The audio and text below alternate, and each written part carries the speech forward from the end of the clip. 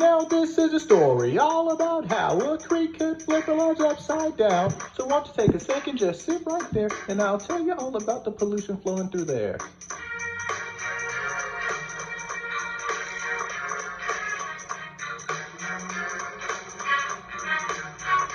In west of Atlanta, flooding away, Prompton Creek has been seeing the worst of its days. Whole lot of looting, throwing trash into the creek and the sewers. They smell just like stinky feet. Flash floods, they were up to no good. Started making troubles in our neighborhoods. Got all of the people affected scared. Now they're moving with their aunties and uncles somewhere.